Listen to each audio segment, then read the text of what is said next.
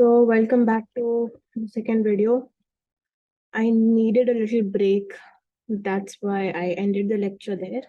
ठीक है, शुरू करते हैं। तो हम लोग क्या बात कर रहे थे? हम लोग बात कर रहे थे कि एनिमल्स में कैसे होता है एसेक्सुअल रिप्रोडक्शन, है ना। हम लोग क्या बात कर रहे थे कि एसेक्सुअल रिप्रोडक्शन इन ऑर्गेनिजम्स में हम लोग बात कर रहे थे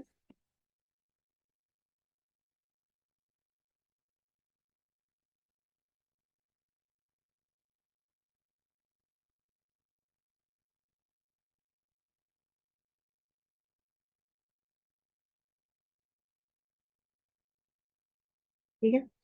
तो हम लोग क्या बात कर रहे थे? फिजन।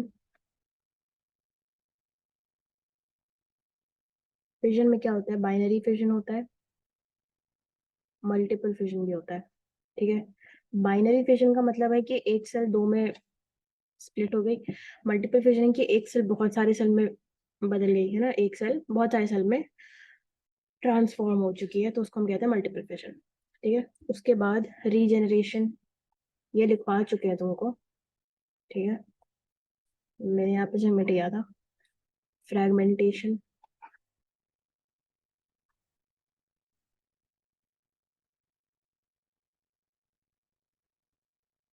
उसके बाद बडिंग, है ना।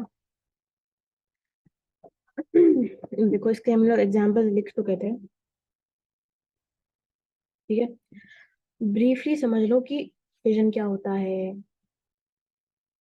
बडिंग क्या होता है, क्योंकि ये सारी तुम्हारे पास एनसीईआरटी में अगर तुम खोल के देखोगे तो तुम्हें फिजन का एक डायग्रामेटिक रिप्रेजेंटेशन नजर आएगा, तुम्हें बडिंग का डायग्रामेटिक रिप्रेजेंटेशन नजर आएगा। तो सारी चीजें तुम्हें नजर आएंगी, तो एनसीईआरटी खोल के पढ़ लेना एक बार। ठीक है, फिजन का क्या मतलब होता है? कल बताया था कि एक सेल है, ठीक है, कल यानी कि पिछले वीडियो में। एक सेल है, ये दो में स्प्लिट हो गई, तो इसको कहते हैं बाइनरी फिजन। ठीक है,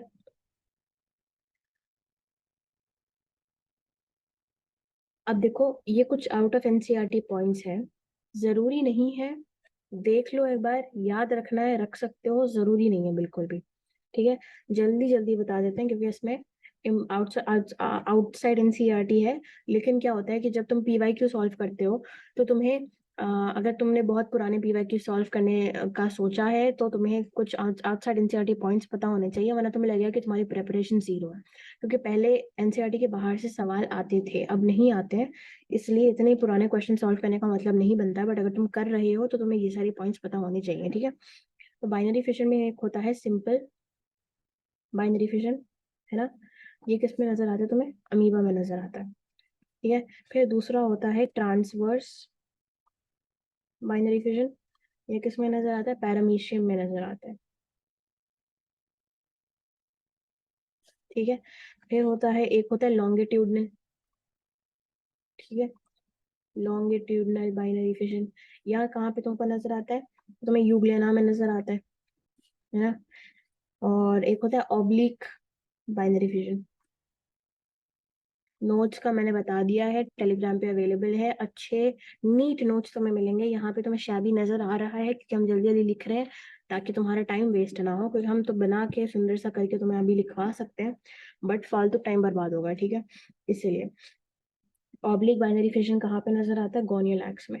अब अगर किसी को 11th का थोड़ा सा भी याद है तो गोनियोलैक्स क्या है, बताना जरा कोई, कहाँ पे नजर आता था? तो ये ही रिस्पॉन्सिबल था रेड टाइड का कॉज करवाने में। ठीक है, और ये क्या चीज है? ये एक है, ये है एक क्राइसोफाइट। ये क्या है? एक क्राइसोफाइट है। ठीक है, तो तुम्हें ऑब्लिक बाइनरी फिशन गोनेलेक्स में नजर आता है, जो कि रेड टाइड के लिए रिस्पॉन्सिबल था क्राइसोफाइट। ये हमने लिंक किया 11th के बायोलॉजिकल क्लासिफिकेशन चैप्टर से। जब भी पढ़ो तो लिंक करके पढ़ो। ठीक है, पढ़ो तो लिंक करके पढ़ो। या यूग्लेना, यूग्लेना को अगर तुम लिंक करना चाहो तुम कह सकते हो कि this is the connecting link between animals and plants. क्यों? क्योंकि ये फोटोसिंथेसिस भी कर सकता है। ये एनिमल है लेकिन ये फोटोसिंथेसिस कर सकता है, ये हेटेरोट्रॉफिज्म भी दिखा सकता है, यानी कि ये खुद से भी अपना खाना बना सकता है, सनलाइट के प्रेजेंस में ये अपना फोटोसिंथेसिस करके खुद का खाना बना सकता है। लेकिन सनलाइट अगर नहीं है तो ये हेटेरोट्रॉफिक न्यूट्रिशन भी शो कर सकता है ना। तो this is called the connecting link between animals and plants. ये भी बायोलॉजिकल क्लासिफिकेशन वाले चैप्टर का ही पार्ट है। ठीक है, तो हमें लिंक करके पढ़ना है, इसलिए हमने ये बता दिया अभी। ठीक है, एक सेकंड, यू लेना था या पेन लेना था, एक सेकंड को।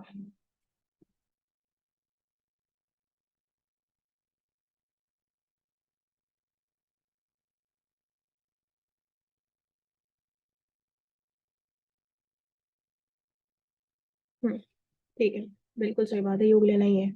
अवॉइड कंफ्यूजन, प्लानेरिया एंड योग लेना, कंफ्यूजन हो जाती है कभी कभी। ठीक है, अब एक तो हमने पढ़ लिया सिंपल बाइनरी फिजन, अब हम पढ़ रहे हैं मल्टीपल फिजन। ठीक है, अब ये इंपॉर्टेंट पॉइंट यहाँ पे है कि ये जो मल्टीपल फिजन है ये होता है अनफेवरेबल कंडीशंस में। कब होता है ये? अनफेवरेबल कंडीशंस में होता है। एक मिनट।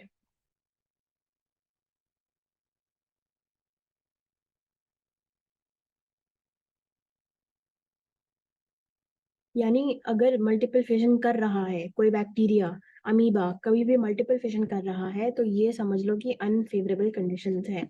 अब देखो यहाँ पे थोड़ा सा समझ लो इस बात को कि होता क्या है।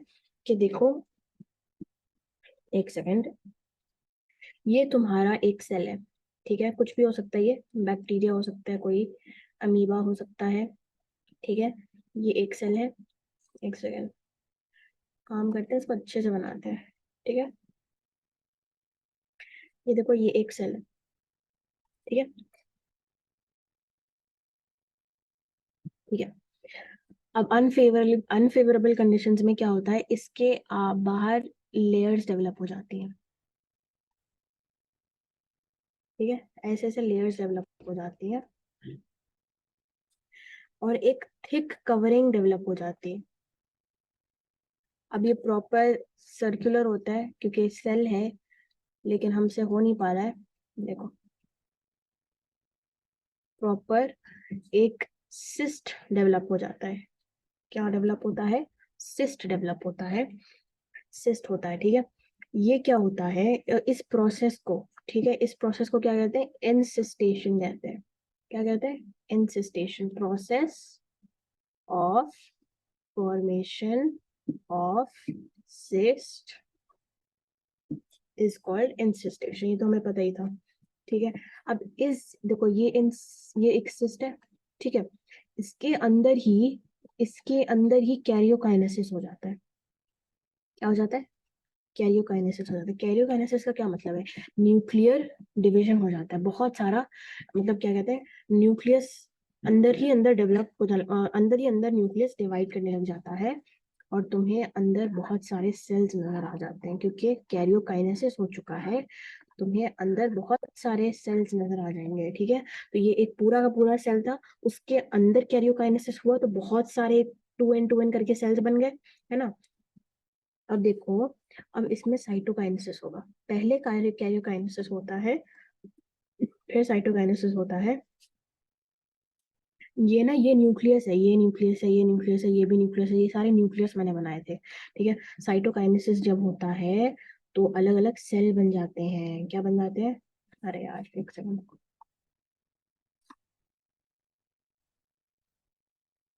हम्म,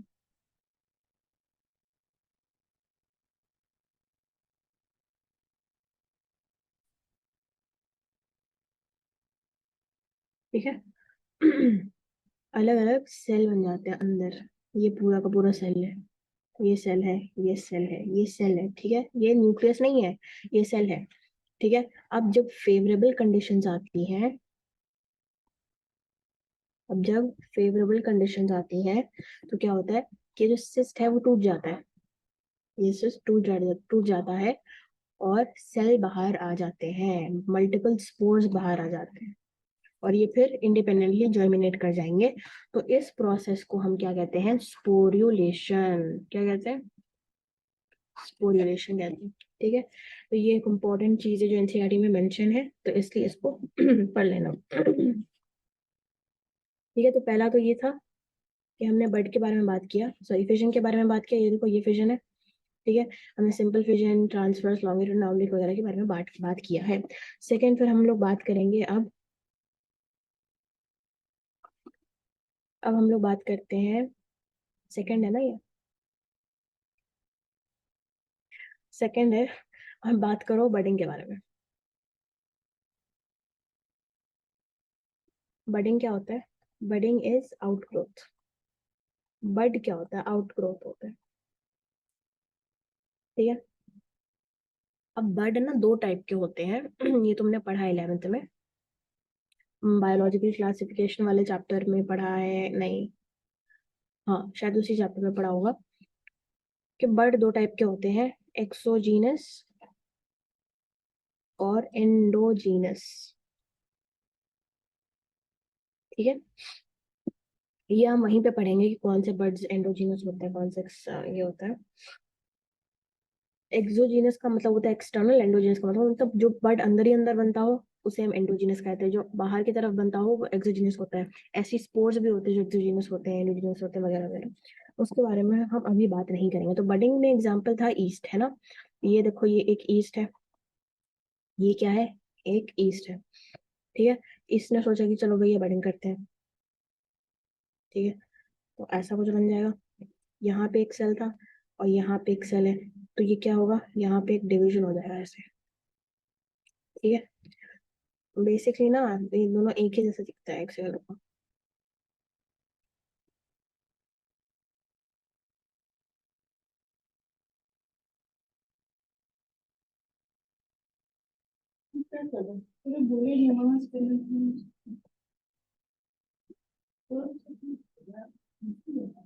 ठीक है, इसके बाद ये बनता है,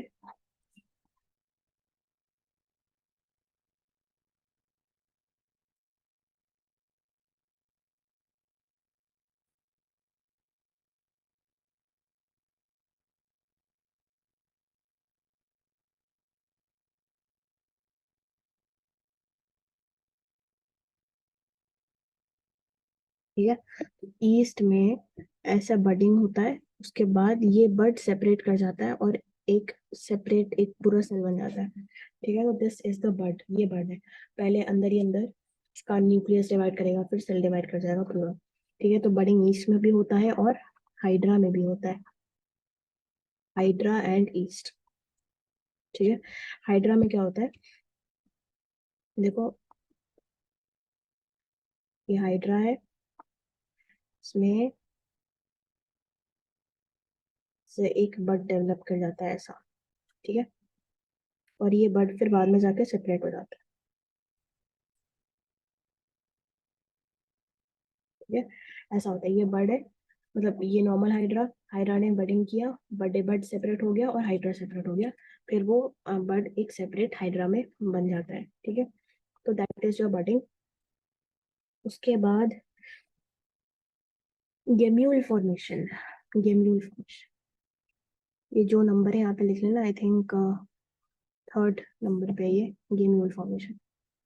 तो गेम्यूल फॉर्मेशन किस में होता है? स्पॉन्जेस में होता है।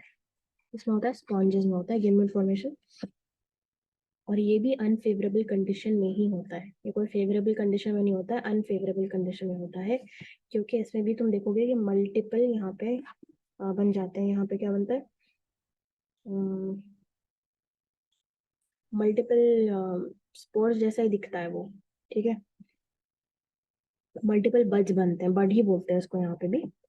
ठीक है, एग्जाम्पल स्पॉन्जेस, जैसे कि पोरिफेरा। तो अगर कभी पूछे कि स्पॉन्ज में कौन सा एसेक्सुअल रिप्रोडक्शन का मेथड है, तो क्या कहोगे? गेम्यूल्स।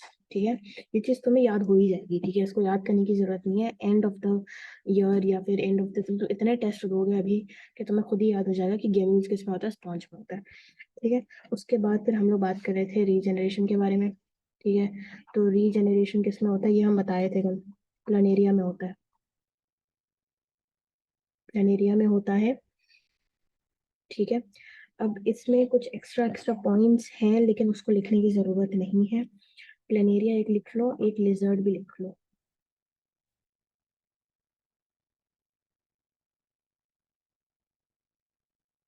ठीक है, उसके बाद है फ्रैगमेंटेशन। ये छोटा सा है, यहीं पे लिख लेते हैं, फ्रैगमेंटेशन।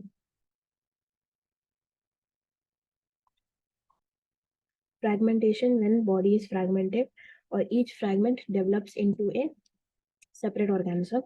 यहाँ पे आएगा हाइड्रा, स्पॉन्ज एंड स्पाइरोगाइरा। ठीक है, ओके, ये कंप्लीट हो गया ए सेक्सुअल रिप्रोडक्शन के मेथड्स। अब हम लोग एनसीईआरटी में हम लोगों ने देख लिया कि लाइफ स्पैन क्या होता है, क्लोन क्या होता है, इंपॉर्टेंट हमने देख लिया। उसके बाद ना यहाँ पे अमीबा का एक इम्पॉर्टेंट डायग्राम है एनसीईआरटी में, जिसको तुम मिस नहीं करोगे। ठीक है, इस लेक्चर के बाद या इस लेक्चर के दौरान आई टोल्ड यू कि एनसीईआरटी लेके बैठो, तो उसमें अमीबा का एक बेसिकली ये दिया हुआ है। क्या दिया हुआ है? बाइनरी फिशन इन अमीबा दिया हुआ है। ठीक है, तो उसको हम फटाफट से एक्सप्लेन कर देते हैं कि कैसे होता है अमीबा में बाइनरी फिशन। तो ये है तुम्हारा अमीबा। ठीक है, प्यारा सा ये अमीबा है। ठीक है, ये क्या मैंने बनाया, ये बनाया न्यूक्लियस।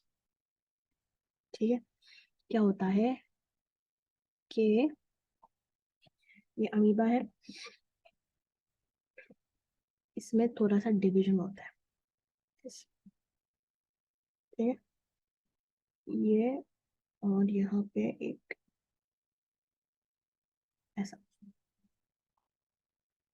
ठीक है, फिर ये सेल अलग हो जाता है।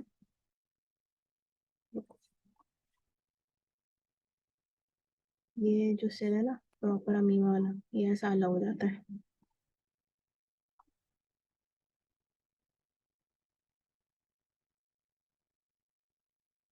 और दो अलग अलग सेल्स में डेवलप हो जाता है।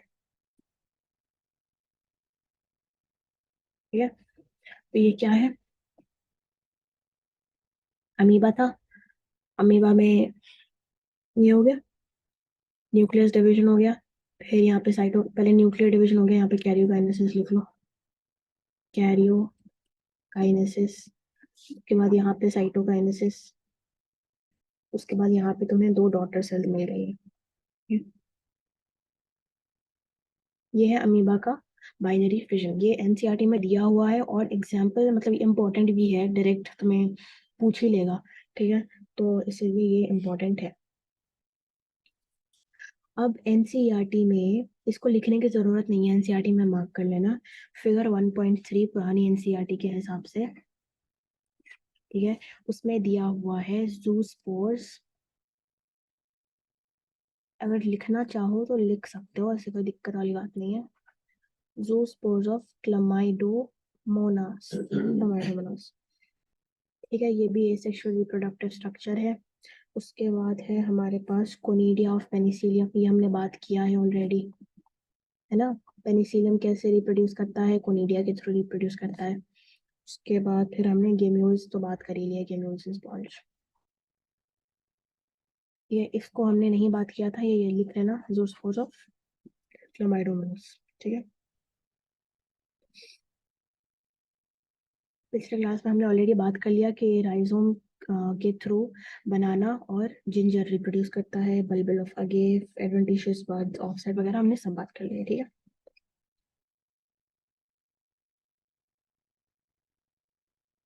Now I am looking into the NCERT to see if I have missed any points. अगर कुछ मिस कर लिया हो तो हम यहाँ पे स्टार बना के लिख लेंगे। ठीक है,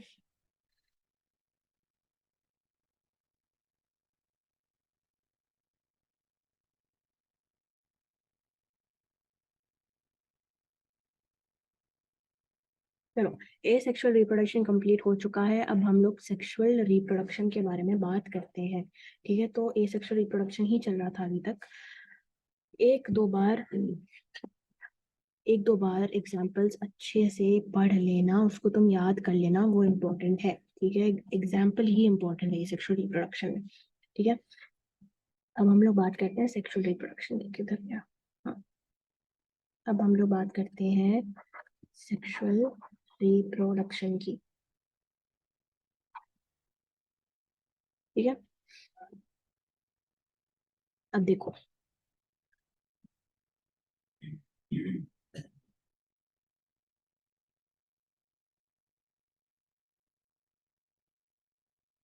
ये थोड़ा सा लंबा है सेक्सुअल रिप्रोडक्शन। ठीक है,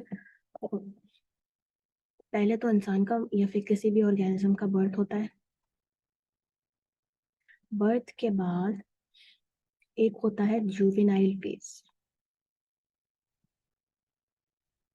ठीक है, एनिमल्स में इसको जुवेनाइल फेज कहते हैं और प्लांट्स में इसको हम वेजिटेटिव फेज कहते हैं। ठीक है, ओके। प्लांट्स में हम क्या कहते हैं, इसको वेजिटेटिव फेज कहते हैं। यहाँ पे क्या होता है, बेसिकली ग्रोथ होता है और कुछ भी नहीं होता, ग्रोथ होता है।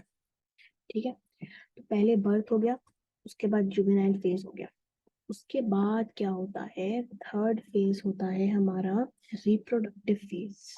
क्या होता है, रिप्रोडक्टिव फेज। ठीक है, यहाँ पे क्या होता है, सेक्सुअल मेच्योरिटी होती है, सेक्स ऑर्गन्स डेवलप करते हैं। Basically it is that phase where you are capable of reproducing. ठीक है, ये होता है रिप्रोडक्टिव फेज। उसके बाद चौथा और आखिरी या फिर उससे पहले आप कह सकते हो सेनेसेंस। उसके बाद पांचवा और फाइनल क्लाइमैक्स होता है डेथ। ठीक है, तो बर्थ से लेके डेथ तक का पूरा सफर, इसको हम क्या कहते हैं, लाइफ स्पैन कहते हैं, हमने पढ़ा है ना। यहाँ एक सेकेंड रुको। यहाँ से लेकर यहाँ तक हम क्या कहते हैं, लाइफ स्पैन कहते हैं। ठीक है, तो बर्थ से लेकर डेथ तक लाइफ स्पैन हो गया। बर्थ के बाद होता है जुवेनाइल फेज, जहाँ पे मेच्योरिटी होती है, ग्रोथ होता है। एनिमल्स में इसको जुवेनाइल फेज कहते हैं, प्लांट्स में इसको वेजिटेटिव फेज कहते हैं। उसके बाद रिप्रोडक्टिव फेज आता है, जहाँ पे सेक्सुअल मेच्योरिटी होती है। उसके बाद सेनेसेंस, फिर डेथ। ठीक है, ये हो गया। फटाफट से इसको कंप्लीट करना है, ये इस लेक्चर में होपफुली कंप्लीट हो जाए ये चैप्टर। ठीक है, अब हम बात करेंगे stages of sexual reproduction. Stages in sexual reproduction कर लेना। ठीक है,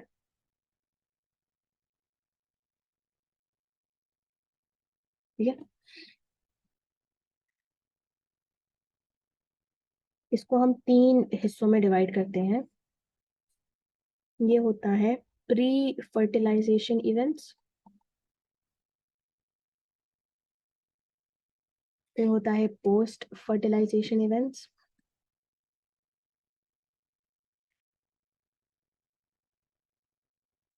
ये अच्छा एक काम करो, इसको यहाँ पे लिख लो।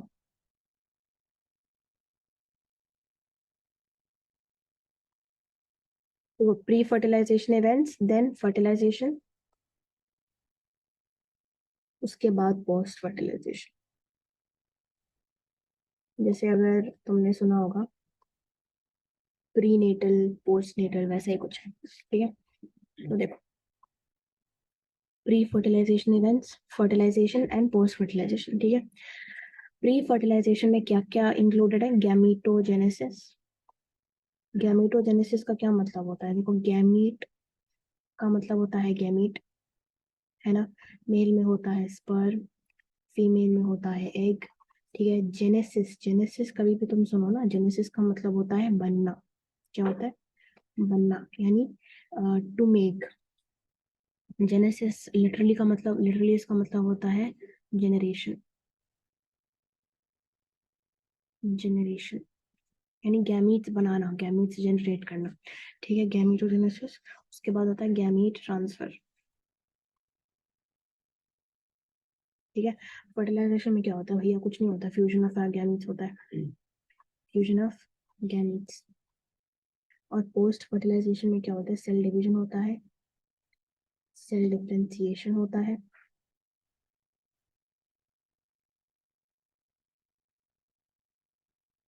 उसके बाद एम्ब्रियोजेनेसिस।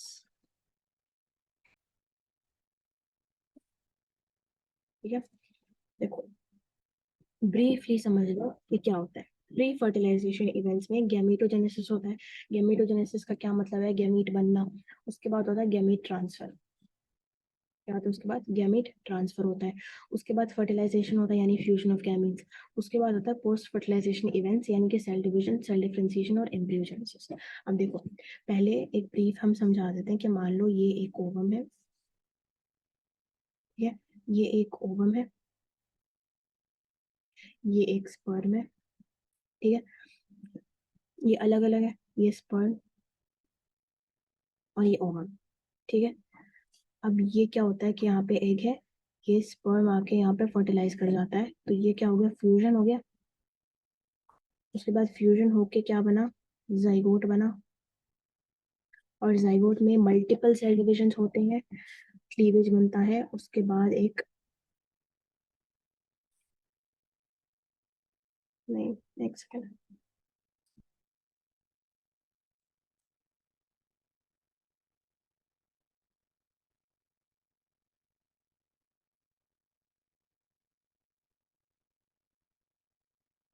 जाइगोट बना और जाइगोट में मल्टीपल सेल डिवीजन होके वो मोरूला बन गया, या फिर एक जनरल टर्म ले लो, एम्ब्रियो बन गया, ठीक है। अब ये देखो, देखो देखो देखो देखो,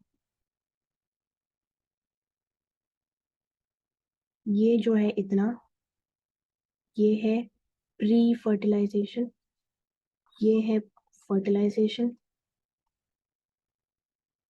और ये है पोस्ट फर्टिलाइजेशन, ठीक है। यही है, बेसिकली यही है, ठीक है, और कुछ नहीं है। इसी को हम लोग अभी डिटेल में पढ़ेंगे, नोट्स बना के लिखेंगे। ये मैंने तुम्हें रफ में पढ़ाया है अभी, ठीक है। अभी इसका नोट्स बनाते हैं प्रॉपरली। चलो, स्टार्टिंग विथ प्री फर्टिलाइजेशन।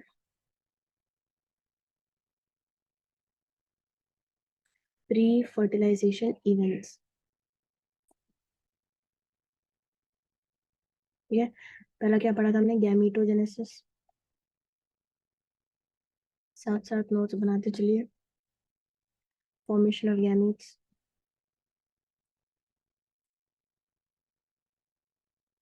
ठीक है। क्या होता है कि ये एक सेल है, डिप्लॉइड, ठीक है। इसमें होता है मियोसिस, ठीक है, मियोसिस होता है। मियोसिस को हम प्यार से क्या कहते हैं? Reductional division. क्यों? क्योंकि ये टू है ना, ये एन में कन्वर्ट हो जाता है, ठीक है। इसको हम क्या कहते हैं? Reductional division. जिस सेल में मियोसिस होता है उस सेल को कहते हैं मियोसाइट। क्या कहते हैं? मियोसाइट कहते हैं, ठीक है। ये बन गया। अब यहाँ पे ना दो सेल्स बनते हैं, फॉरगॉट टू ड्रॉ देम, ठीक है। सेकंड रुको, ये क्या है, ठीक है। ये डिप्लॉइड था, मियोसिस हुआ, रिड्यूस हो गया एन और एन में, ठीक है। ये मियोसिस वन था, फॉर योर काइंड इंफॉर्मेशन, ये मियोसिस वन था।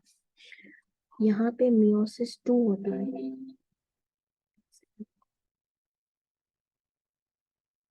एक सेकंड रुको रुको रुको रुको।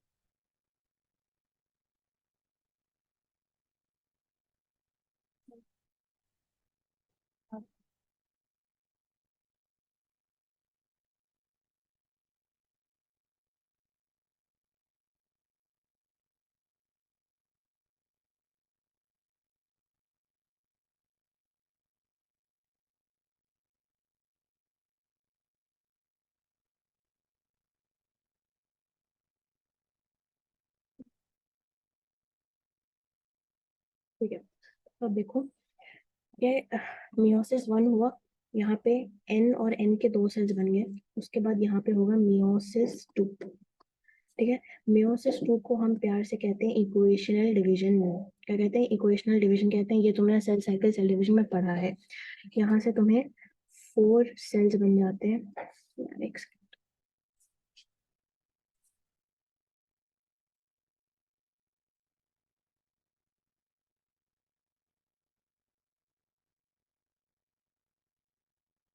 एन एन एन और एन, ठीक है, हो गया। ओके,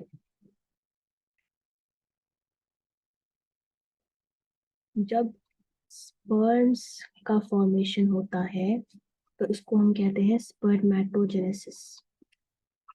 ये पूरा का पूरा process you will learn in human reproduction, ठीक है, स्पर्मेटोजेनेसिस।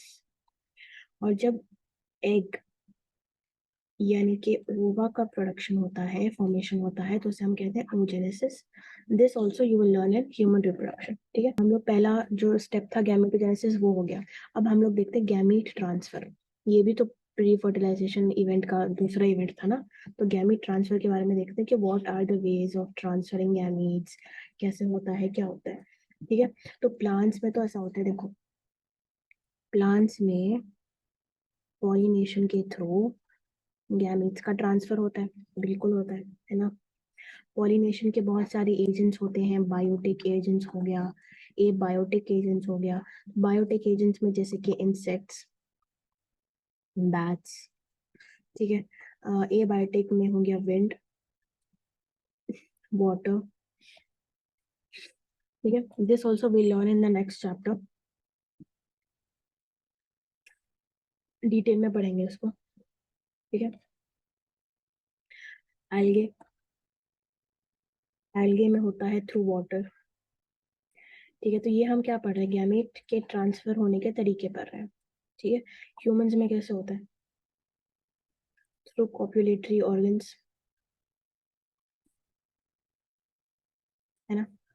उसके बाद इंसेक्ट्स में कैसा होता है, फेरोमोन्स, इसको ढंग से लिख लो, pheromones,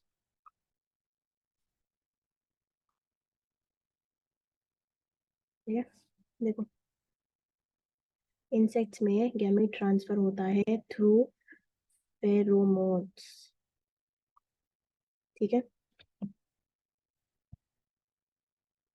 pheromones are nothing, they are just chemicals.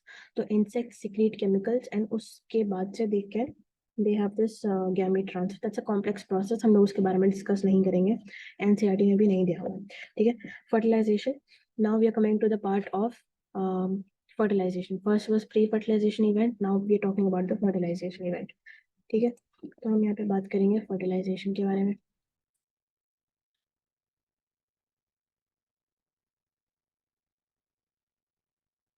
ठीक है।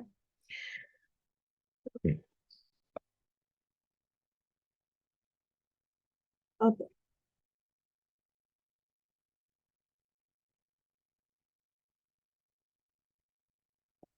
जैसे एनसीईआरटी फर्टिलाइजेशन के बारे में बात करती है, तो उसमें उन्होंने एनसीईआरटी ने दो टर्म्स स्पेसिफाई किए हैं। एक है ईस्ट्रस साइकिल, दूसरा है मेंस्ट्रुअल साइकिल, ठीक है। ये होता है मेमेलियन नॉन प्राइमेट्स में, इसमें होता है मेमेलियन नॉन प्राइमेट्स। और मेंस्ट्रुअल साइकिल होता है प्राइमेट्स में,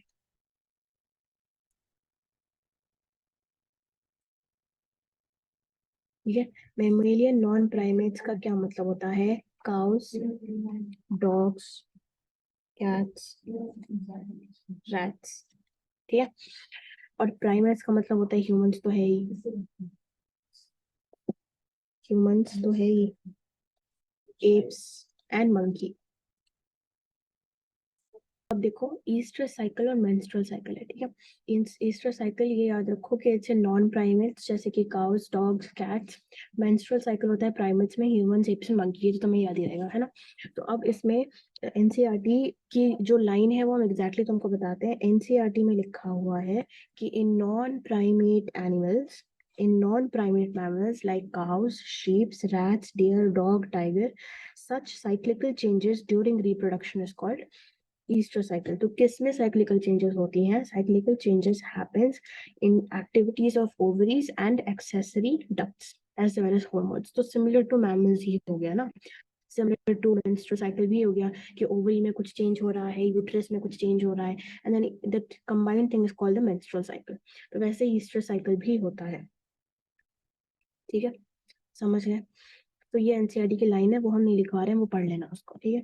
उसके बाद एक ये टर्म है, यहाँ पे एक और टर्म आता है, seasonal breeders and continuous breeders.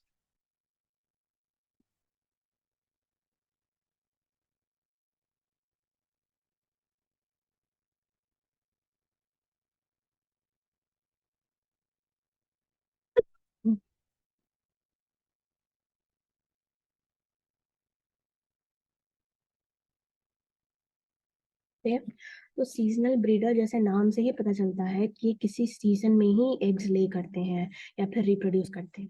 और continuous breeders are those breeders जो कि साल भर रिप्रोडक्शन कर सकते हैं, ठीक है। उन्हें कोई स्पेसिफिक टाइम नहीं चाहिए, कोई स्पेसिफिक सीजन नहीं चाहिए रिप्रोड्यूस करने के लिए, ठीक है। तो इसको तुम अपने वर्ड्स में लिख लेना, वैसे भी पता ही है इसलिए हम लिखवा नहीं रहे हैं, क्योंकि ये ऐसा नहीं कि कुछ नई चीज है, it's like we know that, है ना, ठीक है। अब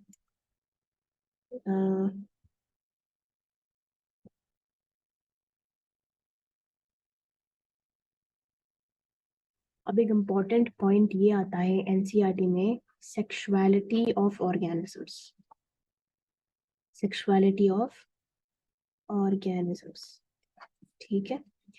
अब इसमें ना कुछ टर्म्स हैं जो कि कंफ्यूजिंग लगते हैं बच्चों को, तो तुम इसे अच्छे से पढ़ लेना, ठीक है। देखो, प्लांट्स है, ठीक है। मान लो ये कोई प्लांट है, ये तो मैंने फूल बना दिया, कोई बात नहीं, ये एक प्लांट है, ठीक है। अगर इसी प्लांट में तुम्हें मेल भी नजर आता है और फीमेल भी नजर आता है, मेल भी आता है और फीमेल भी आता है, तो इसको तुम कह सकते हो होमोथैलिक। क्या कह सकते हो? होमोथैलिक कह सकते हो, ठीक है। मेल भी है, फीमेल भी है, तो ये प्लांट हो गया बाइसेक्सुअल, या फिर इसको कहो मोनोइशियस। क्या कहते हैं इसको? मोनोइशियस, बाइसेक्सुअल या फिर मोनोइशियस, ये इसके नाम है। अगर एक ही प्लांट के ऊपर तुम्हें स्टेमन भी मिल गया, तुम्हें स्टिग्मा भी मिल गया, तो तुम क्या कहोगे उसे? बाइसेक्सुअल कहोगे या मोनोइशियस कहोगे या होमोथैलिक कहोगे? तो ये टर्म्स तुम्हें याद रखने हैं, ठीक है। ऐसा ना हो कि तुम भूल जाओ। और ये नहीं कि एक अब दूसरा एक प्लांट है, मान लो ये कोई दूसरा प्लांट भी है, ठीक है, ये एक प्लांट है,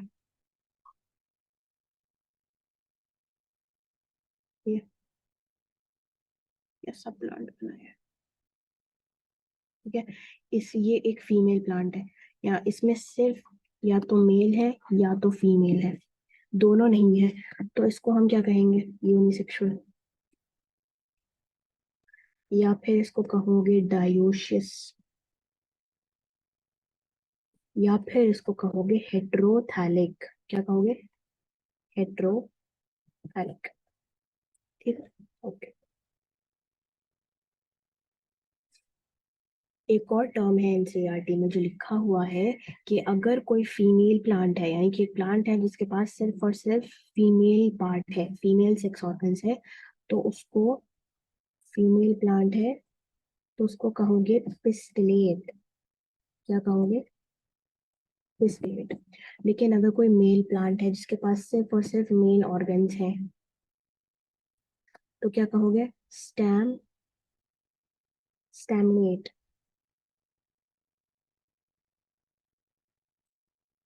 ठीक है। ये सारे टर्म्स हैं जो कि बताते हैं कि सेक्सुअलिटी ऑफ एन ऑर्गेनिज्म क्या है, क्या वो यूनिसेक्सुअल है, क्या वो बाइसेक्सुअल है। अगर यूनिसेक्सुअल है तो उसको हम क्या कहते हैं? डायोसिस कहते हैं। अगर बाइसेक्सुअल है तो क्या कहते हैं? मोनोइशियस कहते हैं, ठीक है।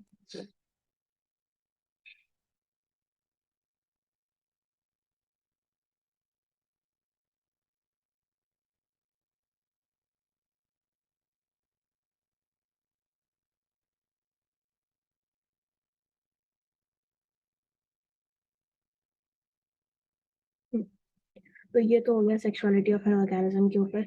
उसके बाद एनसीईआरटी में एक और पॉइंट है कि टाइप्स ऑफ गैमीट्स, गैमीट्स के ऊपर उन्होंने डिस्कशन किया है।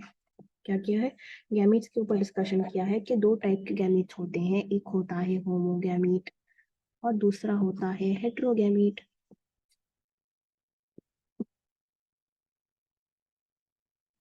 एक होता है होमोगैमीट, दूसरा होता है हेट्रोगैमीट, ठीक है। होमोगैमीट में क्या होता है, दोनों टाइप के गैमीट्स जो है उससे होते हैं, तो उसको हम क्या कहते हैं, आइसोगैमीट्स भी कहते हैं। और इसको हम क्या कहते हैं, एनआइसोगैमीट्स भी कहते हैं।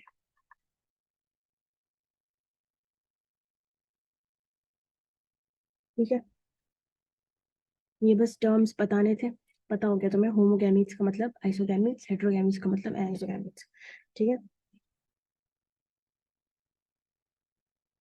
होमोथैलिक एंड मोनोइशियस ये तो हम बता चुके हैं तुमको, homothallic and monoecious.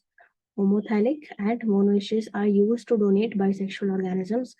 Heterothallic and dioecious are used to denote unisexual organisms. ठीक है, ये बात होगी तुम्हारी, कंप्लीट हो गया सब कुछ। ठीक है, अब यहाँ पे गैमीट्स की भी बात कर लिया हम लोगों ने। उसके बाद अब हम बात करते हैं एक स्पेशल, अच्छा एक सेकंड, एक चीज मिस कर चुके हैं यहाँ पे। देखो, एक तो हमने बात किया कि कोई बाइसेक्सुअल है तो उसको क्या बोलेंगे, एक बात किया हमने कि यूनिसेक्सुअल है तो उसको क्या बोलेंगे। अगर कोई, ये तो प्लांट्स की बात की ना कि प्लांट्स यूनिसेक्सुअल बाइसेक्सुअल ये दोनों ही हैं उसके पास, तो हम क्या कहते हैं। लेकिन अगर हमने एक एनिमल को पाया, ठीक है, मान लो मैं चल रही थी और मैंने एक एनिमल उठाया और मुझे नजर आया कि इस एनिमल में मेल भी है और फीमेल भी है, तो हम उसको क्या बोलेंगे। अब हम एनिमल है तो एनिमल को हम एनिमल को थैलस के टर्म्स में तो डिनोट नहीं कर सकते, तो एनिमल के टर्म में, एक एनिमल के रिस्पेक्ट में एक नया टर्म आता है जिसको हम कहते हैं हर्माफ्रोडाइट्स। क्या कहते हैं, हर्माफ्रोडाइट्स। ये बस एक टर्म है जिसको आपको याद रखना है। ठीक है, ये सारे टर्म्स, ये वाला पेज बहुत इंपॉर्टेंट है। ठीक है, अब तो ये तो एक जो हम क्या कहते हैं, प्लांट किंगडम पढ़ते हैं तो हम पढ़ते हैं उसमें ये haploid plant body, diploid plant body वगैरह, तो ये तुमको प्लांट किंगडम में ही सेपरेटली अच्छे से पढ़ा दिया जाएगा, इस चैप्टर में डायरेक्टली उस टॉपिक से क्वेश्चन नहीं आता है। ठीक है, हो गया। अच्छा, हर्माफ्रोडाइट का एग्जांपल लिख लो, अर्थवर्म, अर्थवर्म, अर्थवर्म, अर्थवर्म। ठीक है,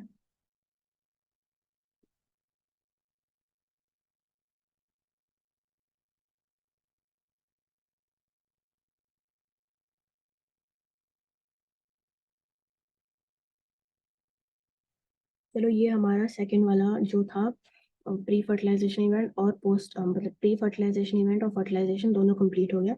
अब बात करते हैं पोस्ट फर्टिलाइजेशन इवेंट के बारे में। अब क्या बात करते हैं हम लोग, post fertilization event.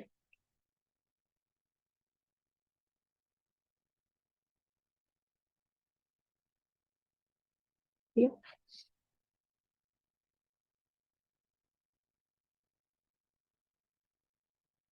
Post fertilisation में कुछ नहीं होता। जब जाइगोट, मतलब जब फर्टिलाइजेशन हो जाता है उसके बाद क्या बनता है, जाइगोट बनता है ना, डेवलपमेंट होता है। डेवलपमेंट होता है तो डेवलपमेंट में क्या होता है, सेल डिवीजन। ठीक है, सेल डिफरेंशिएशन,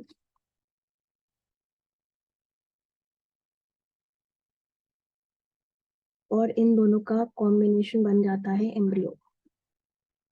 नहीं समझे, देखो, स्पर्म और ओवम फर्टिलाइज कर गया, फर्टिलाइज करने के बाद देखो ये हम बना चुके थे पहले, ये एक स्पर्म है, ये एक ओवम है, जाइगोट बन जाता है।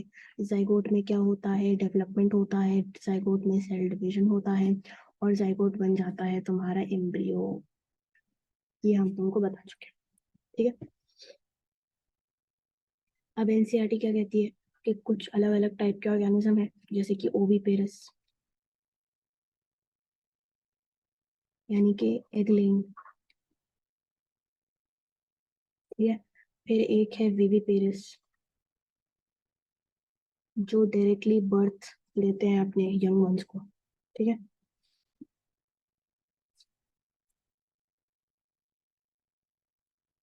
एक होते हैं दूसरे प्रकार के, जिनको हम कहते हैं वीवो ओवो वीविपेरस। ठीक है, इनमें क्या होता है, इनमें जो फर्टिलाइजेशन होता है वो इंटरनल होता है।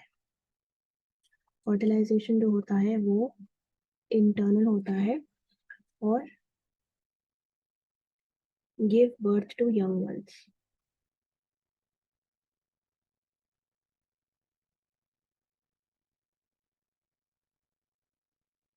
एग्जाम्पल शार्क, सैल्मन,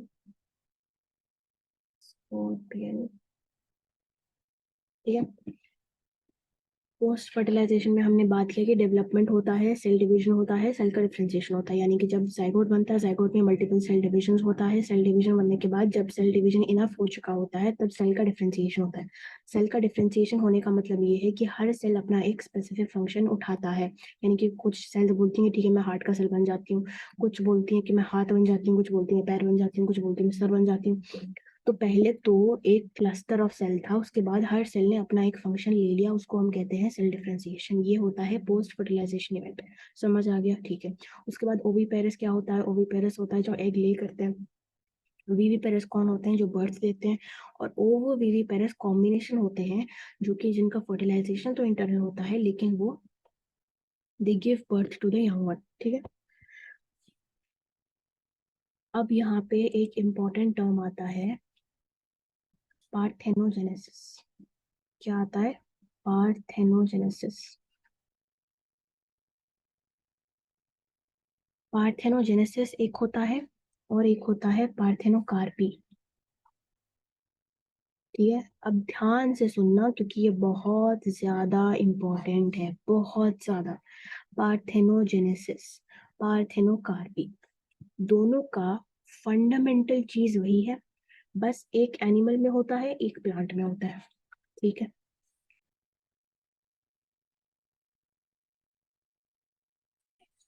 ये मान लो एक ओवा है। ठीक है। यहाँ पे कोई स्पर्म नहीं आया, फिर भी ये एक पूरा का पूरा ऑर्गेनिज्म बन गया। ये होता है पार्थेनोजेनेसिस। ठीक है। अब ये एनिमल्स में होता है। ठीक है। पहले तो ये बात याद रखो कि ये होता है एनिमल्स में और ये होता है प्लांट्स में। ठीक है। तो अगर एग्जाम में आए कि हनी बी में क्या होता है, तो हनी बी एनिमल है, तो वो ऑप्शन में पार्थेनोजेनेसिस भी देंगे, पार्थेनोकार्पी भी देंगे।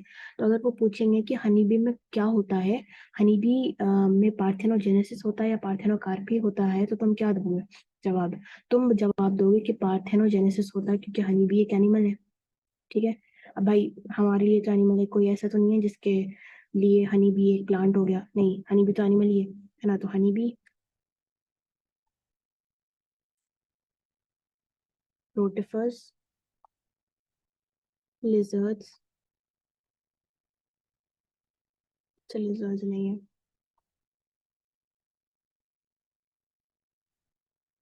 को honey bee, rotifers, Turkey important, और एम्फिड्स, ये सारे एनिमल्स हैं। तो इनमें पार्थेनोजेनेसिस होता है, कार्पी नहीं होता। पार्थेनोकार्पी किसमें होता है?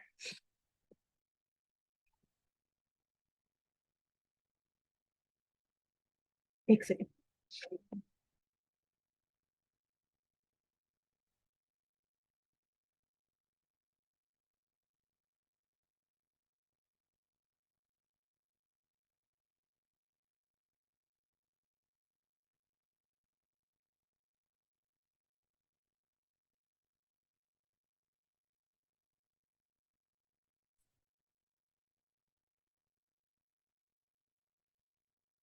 अब देखो,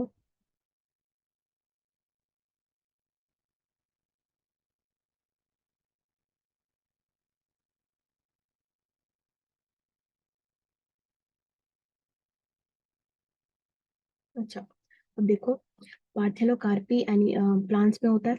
और यहाँ पे देखो क्या था कि ओवा के लिए स्पर्म आया नहीं, लेकिन वो फिर भी एक ऑर्गेनिज्म में डेवलप हो गया, तो उसको हम पार्थेनोजेनेसिस कहते हैं। पार्थेनोकार्पी में क्या है कि एक ओव्यूल है, उसमें फर्टिलाइजेशन नहीं होता है और वो एक इंडिपेंडेंट फ्रूट बन जाता है, तो इसको हम कहते हैं पार्थेनोकार्पी।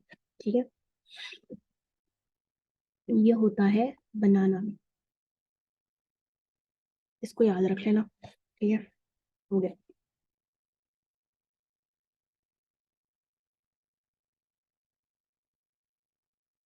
तो सो फार एनसीईआरटी के सारे पॉइंट्स कवर हो चुके हैं।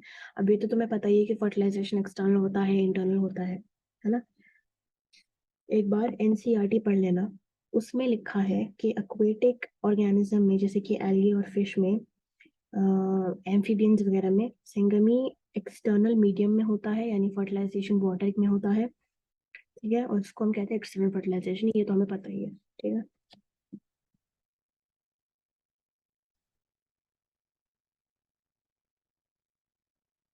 ठीक है, so this is the end of the chapter. ये चैप्टर यहाँ पे खत्म होता है। 2 लेक्चर लगे हैं इस चैप्टर को कंप्लीट करने में, और ये बहुत ज्यादा इंपॉर्टेंट चैप्टर तो नहीं है। एक क्वेश्चन आता है, बट इसको पढ़ लेना। जो क्वेश्चन आता है इजी क्वेश्चन आता है। ठीक है। और एग्जाम्पल्स, इस अगर तुम पूछो कि इस चैप्टर में सबसे ज्यादा इंपॉर्टेंट क्या चीज़ है, तो वो है एग्जाम्पल्स और डायग्राम्स। ठीक है, डायग्राम्स में जो भी सेक्सुअल रिप्रोडक्शन के तरीके दिए हुए थे, अमीबा का जो डायग्राम है बहुत इंपॉर्टेंट है, तो वो सारी चीजें पढ़ लेना। नोट्स तुम्हें टेलीग्राम पे मिल जाएंगे। And that's it, this is the end of the chapter. Next class हम लोग शुरू करेंगे sexual reproduction in flowering plants. ठीक है। Thank you so much for watching. अगर पसंद आया तो प्लीज़ एक कमेंट ज़रूर करना, एंड मिलते हैं फिर अगले क्लास में। ठीक है, थैंक यू।